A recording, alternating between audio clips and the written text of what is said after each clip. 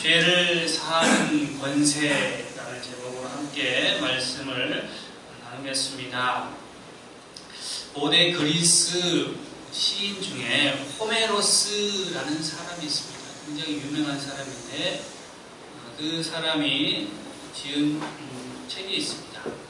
오디세이아라는 책인데요. 그 주인공은 오디세우스입니다. 이 오디세우스는 이타카의 영주입니다. 한 마을의 영주죠. 우리가 잘 알고 있듯이 트로이 목마를 들어보신 적이 있습니까? 트로이 목마를 생각해낸 사람이 바로 오디세우스, 바로 이 이타카의 영주입니다. 근데 이 책은 참 재미있습니다. 이 오디세우스 이타카의 그 영주가 트로이 목마를 통하여서 전쟁에 승리를 하고 그 뒤부터 연결되는 내용이 바로 이 오디세이아라는 책의 내용입니다.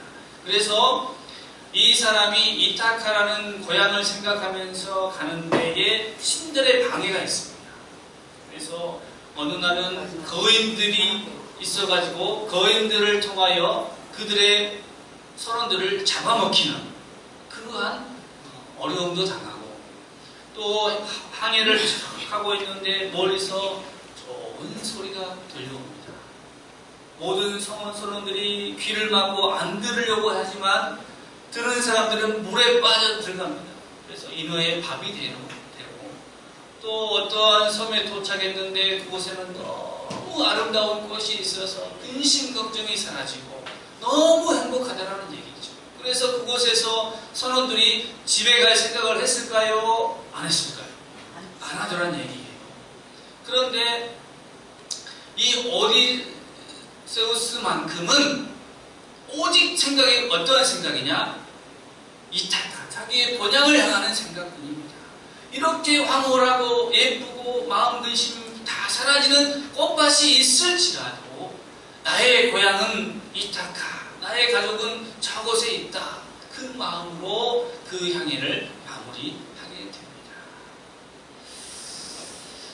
문득 이 책을 읽으면서 우리도 본향을 향하여 가고 있는 항해자가 아닌가라는 생각이 들었습니다. 우리가 인생을 살면서 수많은 난관을 헤치고 가야 됩니다. 난관이 없는 인생은 없습니다. 어려움 없는 인생은 없습니다. 순탄한 인생은 하나도 없다는 것이죠. 그런 인생을 다 살고 나서 우리가 가야 되고 우리의 육신을 다 벗고 이 육신은 흙으로 돌아가지만 하나님의 형상을 입은 그 영혼은 하나님의 품으로 가야 되죠. 그러나 세상 사람들은 살다가 어떻습니까? 동굴에 갇힙니다. 거인이 사는 동굴에 갇히는 거예요. 두려움 속에 그곳에서 살다가 잡아먹힌다는 얘기고 세상 그 아름다운 그 여인들의 목소리를 듣고 유혹에 넘어가서 또 죽는다는 거예요. 그리고 너무 지금 삶이 좋은 거예요. 근심 걱정 없이 행복한 삶을 살고 있기에 그 본향을 하나님의 품을 잊고 사는 사람들이 그곳에 죽어가는 사람들이 많다는 것이죠. 오직 하나님을 생각하고 하나님의 나라를 생각하며 그 품을 그리워하는 사람들만이 하나님께로 갈 수 있는데 그 길이 막혔다는 거예요. 아무도 그 길을 갈 수가 없었다는 것이죠. 볼 수도 없고 그 길을 찾을 수도 없었는데 누가? 예수 그리스도가 이 땅에 오셔서 그분이 그 길을 가르쳐 주셨습니다. 요한일서 3장 4절로 5절에 이러한 말씀이 있습니다. 죄를 짓는 자마다 불법을 행하나니 죄는 불법이라. 그가 우리 죄를 없애려고 나타나시고 너희가 안 하니 그에게는 죄가 없느니라. 그러니까 우리의 인생의 죄가 하나님과 우리 사이를 갈라놓았다라는 거예요. 이사야 59장 2절의 말씀이 그와 같습니다. 죄가 너와 나 사이를 갈라놓아서 도저히 너희가 그 갈라놓은 구렁을 건너갈 수가 없고 건너올 수가 없게 만들었다. 그러나 그 십자가 보혈이 다리가 되어서 이제는 예수님을 통하여서는 하나님께로 향할 수 있게 되었다 하는 것이 복음의 핵심입니다. 핵심. 사람들은 세상이라는 그곳에서 이타카를 찾으려고 합니다. 번향을 찾으려고 그렇게 노력을 해요. 그 길은 아무도 모르고 이미 그 사람들의 죄악으로 인해서 기억에서 사라져 버렸어요. 분명히 그 길에 그곳으로부터 왔는데 기억이 사라져 버렸으니 갈 수 있습니까? 없습니까? 없다라는 것입니다. 사랑하는 성도 여러분, 예수님께서 이 땅에 오셔서 오늘 본문을 통하여 예수님의 권세에 대해서 말씀하고 있습니다. 권세, 힘, 파워, 예수님만이 할 수 있는 유일한 것에 대해서 말씀을 하고 있습니다. 자신은 죄를 사할 수 있는 권세가 있다라고 말씀하십니다. 누가 다른 사람들의 죄를 용서할 수 있습니까? 우리가 다른 사람들의 잘못된 것을 판단할 수 있습니까? 내 자신 스스로도 죄인이고 잘못하고 사는데 내가 누구를 판단하며 누가 의롭다 하고 누가 그러다 말할 수 있냐 말이에요. 아무도 심판할 수 있는 사람이 없습니다. 예전에 제가 오두막이라는 책에서 그러한 내용이 나왔다라고 말씀드린 적이 있습니다. 그 오두막의 책의 내용 중에 아버지가 심판자가 되는 것입니다. 하나님이 네가 심판할 수 있으면 심판 한번 해봐라. 어떠한 것을 심판하냐면 네가 정말 사랑하는 5 자녀가 있는데 그 중에 3은 지옥에 보내고 2는 천국에 보내라. 네가 그것을 심판해라. 생각을 해보세요. 여러분의 자녀가 있어요. 그 중에 절반은 지옥 보내고 절반은 천국 보내야 됩니다. 여러분의 심판관이에요. 누구를 천국 보내며 누구를 지옥으로 보내겠느냐. 내 자녀인데 다른 사람이 아니에요. 다른 사람이 쉽죠. 정이 없으니까. 그러나 내가 사랑하는 자녀예요. 그들을 절반은 지옥 보내야 되고 절반은 천국 보내야 되는 그러한 심판자가 된다면 누구를 보내겠습니까? 그래서 하나님은 모든 사람이 예수 그리스도를 믿어서 구원받기를 원하십니다. 심판받기를 원하시는 것이 아니고 멸망받기를 원하시는 것이 아니고 예수 그리스도를 믿는 자마다 구원받기를 원하시는 분이 아버지 하나님이시다. 방법이에요. 그게 심판을 내리는 방법이 아니라 그들이 선택할 수 있게끔 길을 내어주시는 분이 하나님이십니다. 누구를 통하여? 예수님을 통하여. 사람들이 중풍병자를 예수님께로 데리고 왔습니다. 중풍병이 무엇입니까? 오늘날 말하면 뇌출혈 같은 현상이죠. 뇌출혈을 통하여서 뇌가 마비되고 그래서 온몸이 마비가 되고 어떤 사람은 절반이 마비되고 우리 집사님은 완쾌되셨잖아요. 그죠? 하나님 안에서 완쾌돼가지고 손발 다 쓰시고 모든 일들을 감당케 하시잖아요.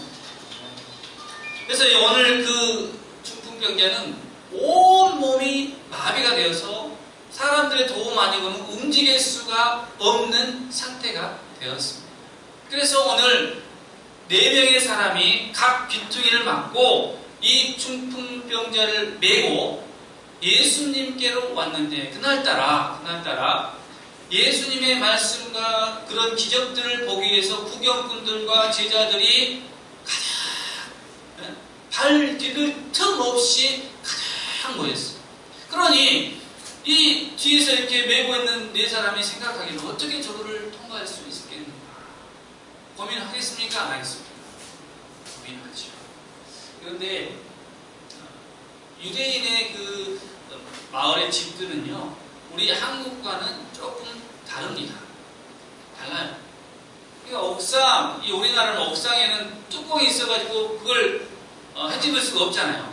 근데 유대인의 집들은 그렇게 할 수가 있어요. 그래서 그것을 뜯고 그 중풍병자를 달아서 내린 거죠.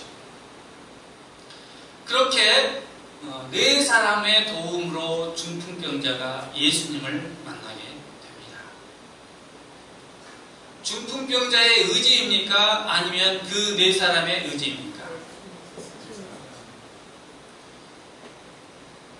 잘 생각해 보세요. 답이 하나가 더 있습니다. 중풍병자의 의지도 있고 네 사람의 의지도 있습니다. 그것을 보고 예수님이 너희들의 믿음을 보고 라고 합니다. 그것은 한 사람의 믿음이 아니라 주위에서 도와주는 사람들의 믿음도 예수님께서 보셨다라는 거예요. 믿음이 있으니 무엇이 있습니까? 행함이 있는 것이죠. 그냥 보세요. 네 사람이서 중풍병자를 메우고 있는데 사람들이 너무나도 많아요. 들어갈 수가 없어요. 그러면 어떤 사람이 그런 얘기를 했을 거 아니에요. 야, 오늘은 안 되겠다. 돌아가자. 돌아갔으면 기적을 체험합니까? 구원이 있습니까? 없다는 거죠. 그들의 마음에 뭐가 있습니까? 오늘 아니고서는 안 된다. 하나님의 은혜라는 것은요, 믿으면 안 됩니다. 오늘 아니고서는 그 은혜를 받을 수가 없다. 그래서 오늘 그들은 실행합니다. 그래요. 이 길로 아니면 우리가 저 지붕을 뚫고 이 사람을 구원하자. 그 믿음을 예수님께서는 보고 첫 마디가 뭡니까? 소자야, 네 죄사함을 받았다. 여기서 소자야라고 했을 때 다른 말로 하면 자녀야, 나의 사랑하는 자녀야 라고 이렇게 예수님이 부르시는 겁니다. 그리고 그 죄를 사하여 주십니다. 죄의 사함은 무엇인가? 가장 근본되는 원인이었던 겁니다. 그의 질병의 원인은 다른 것에 있지 아니하고 무엇에 있었다? 죄에 있었다. 죄. 사랑하는 성도 여러분, 예수님은 병의 원인을 정확하게 알고 계셔서 그 죄를 온전하게 씻겨내 주셨습니다. 그래서 그는 그 중풍병에서 노임을 받게 되었다는 것이죠. 중풍병에서 쉽게 노임을 받을 수 있습니까? 없습니까? 현대의학으로도 잘 할 수가 없어요. 못해요. 우리 집사님도 기적을 경험한 거죠. 한 달 이상 누워 계셨잖아요. 그렇죠? 네. 기적을 경험한 거예요. 기적. 오늘 이 성경 말씀에 나오는 중풍병자도 기적을 경험한 거죠. 누구를 만나서? 예수님을 만나서. 세상에서 해결되지 않는 수많은 문제와 일들, 누구 앞에 나오면? 예수님 앞에 나오면 해결이 되는 것입니다. 아멘. 해결되지 않는 일들이 없습니다. 아멘. 사랑하는 성도 여러분, 그래서 오늘 예수님께서는 그들을 보시고 그를 치유하여 주셨습니다. 우리는 서로 협력해야 돼요. 한 사람을 구원하기 위해서 그 사람의 믿음으로 남겨두는 것이 아니라 우리가 협력하여 선을 이루어가며 함께 그 사람을 구원하도록 우리가 해야 되는 것입니다. 그 사람의 믿음도 중요하고 우리들의 믿음도 중요합니다. 예수님은 그것을 보시고 한 사람을 건져 주시는 것이죠. 한 사람을 건져낸다라는 것은 천하를 주고 바꿀 수 없는 것입니다. 여러분의 생명을 무엇과 바꿀 수 있습니까? 제가 뉴스를 보니까 황당한 뉴스가 있더라고요.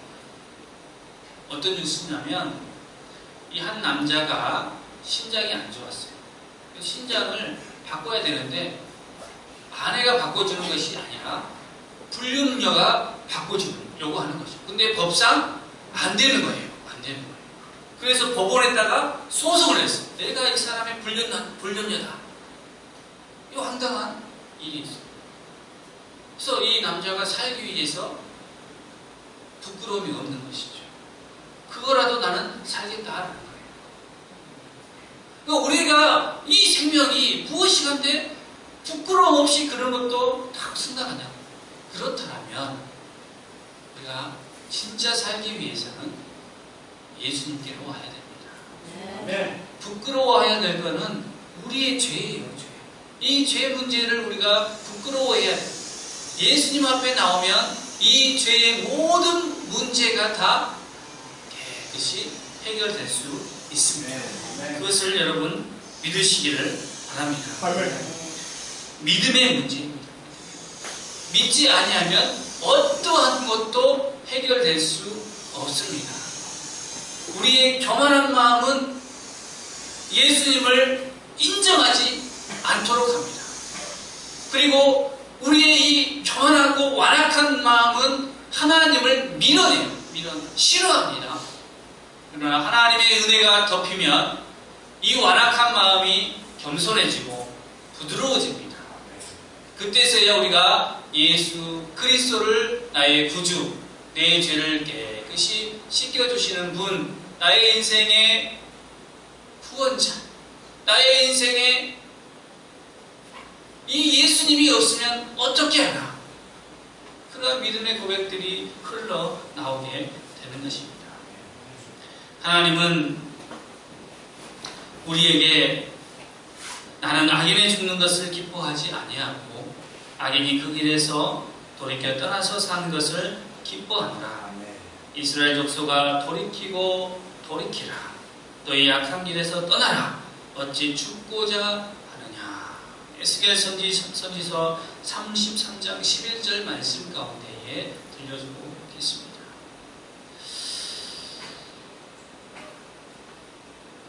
제가 어떤 목사님의 글을 읽으면서 목사도 특별하지 않는 사람이구나 그런 말을 듣고 참 깨달음을 많이 얻었습니다. 여기에 서 있는 이 목사도 특별한 사람이 아니구나, 보통 사람이구나, 이것을 깨닫게 된 계기가 되었습니다. 그런데 여러분, 위비곤 호수 효과라는 것이 있습니다. 어떤 내용이냐면 모든 아이가 평균 이상인 가상의 가상의 마을이 있어요. 그걸 바로 위비곤 호수 이야기에서 나오는 그 마을의 이야기죠. 그런데 이 말 자체가 모순이라는 거예요. 평균 이상은 없어요. 왜 없습니까? 평균을 잡으려면 평균 이상과 평균 이하가 있어야 되는데 이 호수 마을에는 다 평균 이상이라는 거예요. 그래서 나오는 말이 위비곤 호수의 효과. 아, 나는 평균 이상이다 라고 스스로가 그렇게 사는 거라는 거예요. 그래서 자기가 살 때에 나는 좀 더 특별하다. 나는 너보다 조금 특별해. 나는 너보다 조금 더 잘했어. 하고 자만심을 갖고 사는, 그것을 보고 하는 말이 위비곤 호수의 효과다. 그래서 세상 사람들은 겉으로도 자기는 다 특별하다. 마치 슈퍼맨처럼, 마치 히어로처럼 그런 사람이 총을 맞아도 죽지 않고 무리를 걸을 수 있을 것 같고, 그죠? 그런 뭔가 특별한 건 뭔가 내가 안에 있다라는 그런 생각을 품고 살더라는 얘기예요. 근데 어느 순간에 세상을 살다가 어떤 고비가 있습니다. 거기에서 나락의 순간에 팍 떨어져 봐야 아, 내가 별거 아니구나 라는 것을 경험하더라는 거예요. 그래서 신생아들은요, 세상의 중심이 어디에 있을까요? 나한테 있어요. 신생아들. 그래서 신생아들은 울고 하는 거예요. 그러면 부모가 와서 신경을 써주잖아요. 어디 기저귀가 뭐가 차 있는지, 배가 고픈지. 부모들이 신경 써주니까 항상 세상의 중심은 나라는 거예요. 그러니까 나이가 먹어서도 세상의 중심은 나라라고 생각하는 사람은 여전히 신생아라는 거예요. 어른이 아니고 신생아라는 거예요. 어른은 무엇이냐? 나도 별거 아니구나 하고 겸손한 마음을 품고 말을 아끼는 사람이 어른이다. 어른 대접 받으려면 무엇부터 해야 돼요? 말을 아껴라. 어른 대접을 받는 거예요. 눈에 보이는 대로 얘기하면 안 돼요. 그건 어른이 될 수가 없는 거예요. 신생아라는 거예요. 내 중심으로 내가 보는 대로 그대로 얘기하는 것은 신생아라는 거예요. 신생아. 그래서 여러분 어른이 되시기 바랍니다. 하나님 안에서 어른이 되는 방법은 예수 그리스도 앞에 나와 제사함을 받고 성령을 통하여서 거듭나야 어른이 되는 겁니다. 그래야 새로운 피조물이 되는 것이고 새로운 가치관을 갖고 이 세상을 살 때에 세상에서 줄 수 없는 그 만족감, 평안함, 행복함이 어디로부터? 하나님께로부터 여러분에게, 우리에게 임할 줄로 믿습니다. 형제들아, 너희가 알 것은 이 사람을 힘입어 죄사함을 너희에게 전하는 것이며 또 모세의 율법으로 너희가 의롭다 하심을 얻지 못하던 모든 일에도 이 사람을 힘입어 믿는 자마다 의롭다 하심을 얻는 이것이라. 사도행전 5장 30절로 32절 말씀입니다. 여러분, 회개란 우리가 하나님 앞에서 영원히 죽을 수밖에 없는 죄인이라는 것을 진정으로 자백하고 그리스도의 십자가 공로로 말미암은 용서의 은혜를 받아들이는 것이며, 진정으로 회개한 사람들은 온전히 모든 인생이 새로워짐을 느낍니다. 과거의 자신의 모습은 사라지고 온유하고 겸손해집니다. 악인이 음부로 돌아가며 하나님을 잃어버린 그 모든 열방이 그리하도다. 악인은 심판을 받아 저주를 받아 지옥으로 갈 수밖에 없고, 죄사함을 받은 그리스도의 사람들, 하나님의 제자들은 천국을 향할 수밖에 없는 이치. 중간은 없습니다. 중간은 없습니다. 사랑하는 성도 여러분, 결단하십시오. 오늘 결단하십시오. 예수님을 믿고 천국에 갈지 아니면 지옥에 갈지. 그 외의 방법은 어떠한 길도 없습니다. 오직 예수 그리스도 아니면 천국으로 갈 수 있는 길은 없습니다. 그것이 우리에게 주어진 복음입니다. 믿으시고 받아들이시면 천국으로 갈 수 있습니다. 오늘의 모든 삶도 그리스도 예수 안에서 복 있는 인생이 되기를 축원합니다.